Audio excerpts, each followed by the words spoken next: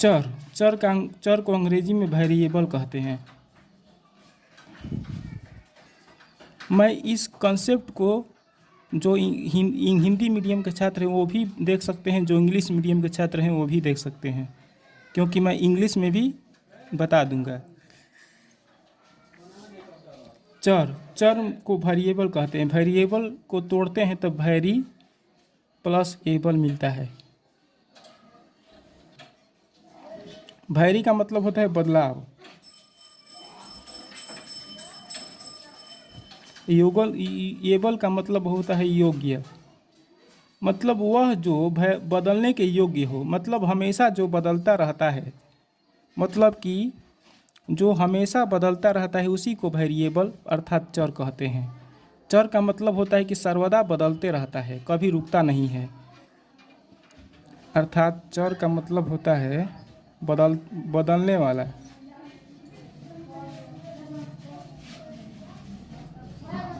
अर्थात x y Z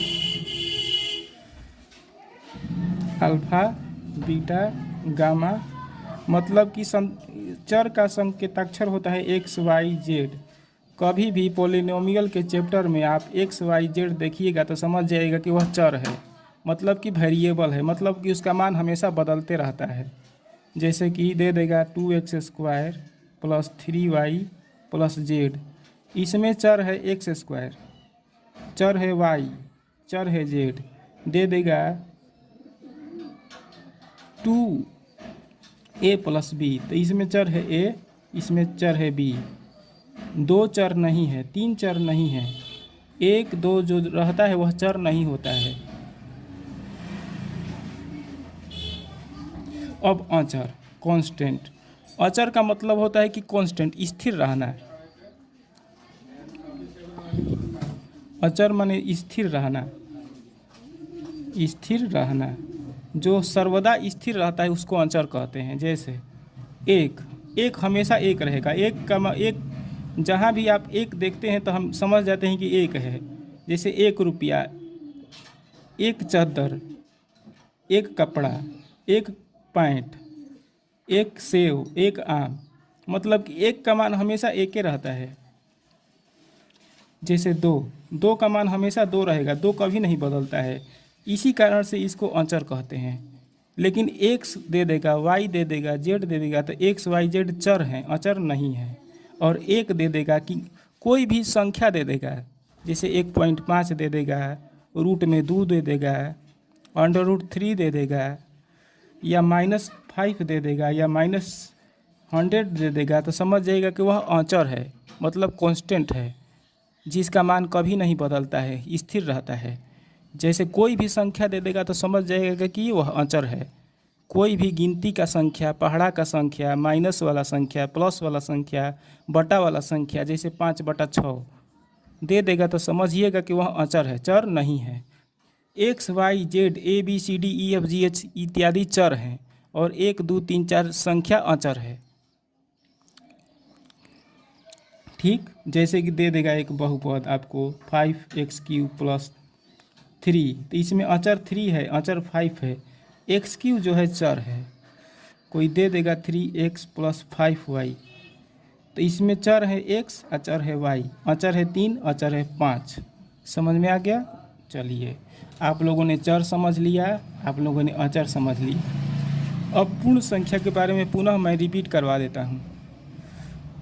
पूर्ण संख्या मतलब होता है होल नंबर, क्योंकि पूर्ण संख्या बहुपद में आता है। बहुपद के परिभाषा में पूर्ण संख्या का भी महत्व है, होल नंबर का भी महत्व है, इसी कारण से मैं पुनः रिपीट करवा रहा हूँ पूर्ण संख्या को। पूर्ण संख्या मतलब होल नंबर। होल नंबर का संकेत W होता है, मतलब होल नंबर को W से सूचित किया जाता है। होल नंबर में आता है 0 1 2 3 4 5 6 7, मतलब 0 से लेकर गिनती की सभी संख्या होल नंबर में आता है। यदि किसी व्यंजक में उपस्थित प्रत्येक चर का घात मतलब पावर पूर्ण संख्या हो तो उस व्यंजक को बहुपद कहते हैं। यदि किसी व्यंजक में उपस्थित प्रत्येक चर का पावर पूर्ण संख्या हो मतलब होल नंबर हो तो उस व्यंजक को बहुपद कहते हैं। एक दूसरे तरह से आपको मैं समझा रहा हूँ। बहुपद होने के लिए कितने शर्त होने चाहिए? किसी व्यंजक के बहुपद होने के लिए क्या क्या आवश्यक शर्त होना चाहिए?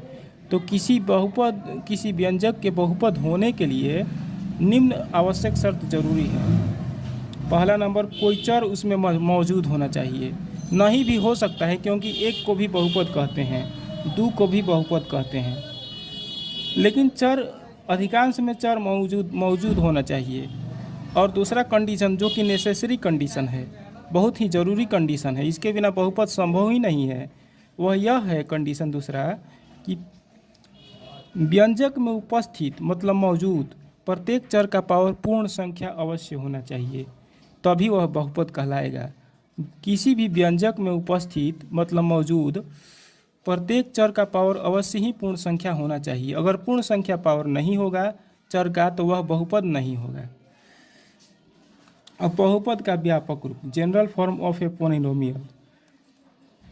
बहुपद का व्यापक रूप होता है a0 x0, a1 x1 मतलब x का पावर 1 प्लस a2 x के पावर 2 प्लस a3 x के power 3 plus dot dot plus an x के पावर n, जहाँ a1 a0 a1 a2 dot dot an अचर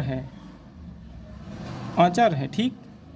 और x जो है चर है, x1 x2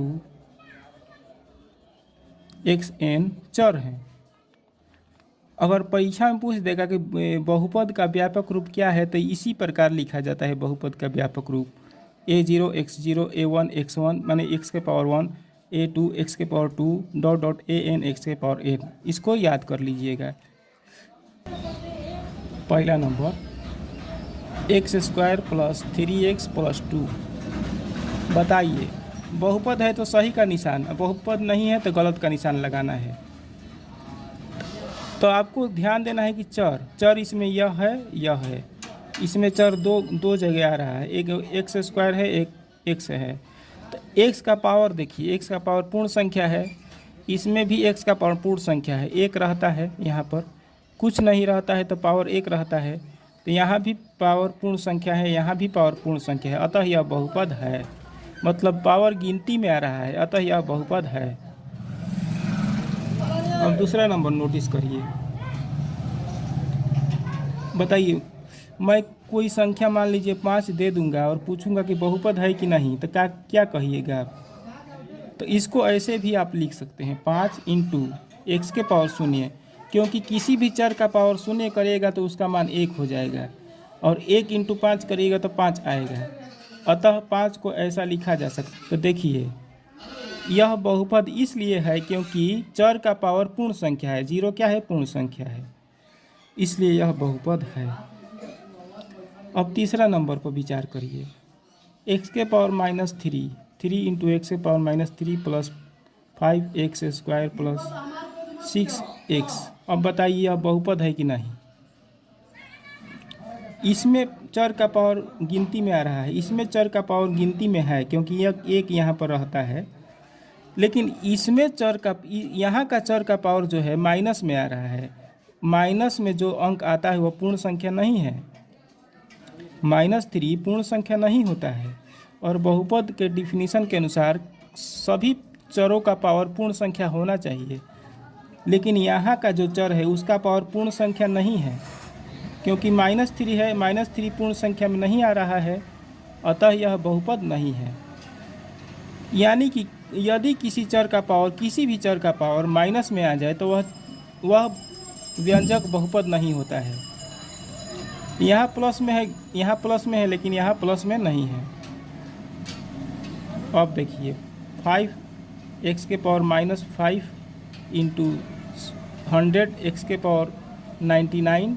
आप बताइए बहुपद है कि नहीं? तो ध्यान से देखिए, यहाँ का जो चर है उसका पावर गिनती में आ रहा है, पूर्ण संख्या है, लेकिन यहाँ का जो चर है उसका पावर माइनस में है, पूर्ण संख्या नहीं है, अतः यह बहुपद नहीं है। यह जो व्यंजक है बहुपद नहीं है, क्योंकि चर का घात माइनस में आ रहा है। अब देखिए एक अन्य एग्जाम्पल देखिए, 7 x⁴ 8x⁴ 2 प्लस 9x, यह बहुपद है कि नहीं। तो यहाँ का चर का पावर गिनती में है, यहाँ का चर का पावर भी गिनती में है, क्योंकि यहाँ एक रहता है। अगर कुछ नहीं रहेगा तो एक रहेगा, तो यहाँ का भी पावर पूर्ण संख्या है, यहाँ का भी पावर पूर्ण संख्या है, लेकिन यहाँ का पावर जो है गिनती में नहीं है, क्योंकि 1/2 गिनती में नहीं आता है। तो चूँकि इसका पावर बटे के रूप में है, किसी भी चर का पावर यदि बटे के रूप में रहेगा तो बहुपद नहीं होगा। 6 number question, 100 × x⁴ plus x⁴ 8। अब बताइए बहुपद है कि नहीं। तो ऑब्वियसली यह बहुपद नहीं है, क्योंकि चर का जो पावर है वह बटे के रूप में है, गिनती में नहीं है इसका पावर। क्योंकि चर का पावर बटे के रूप में है, गिनती में नहीं है। यहाँ का पावर गिनती में है 8, लेकिन यहाँ का पावर का घात, यहाँ के चर का घात गिनती में नहीं है बल्कि बटे में है, अतः यह बहुपद नहीं है। अब यह देखिए 3x + 5 बहुपद है कि नहीं। तो यस, यह बहुपद है, क्योंकि चर का घात गिनती में है, अतः यह बहुपद है। यह कांस्टेंट है, तो कांस्टेंट रहेगा तो भी बहुपद रहेगा, क्योंकि मैंने बता दिया है कि केवल 5 दिया रहेगा तो भी बहुपद होता है।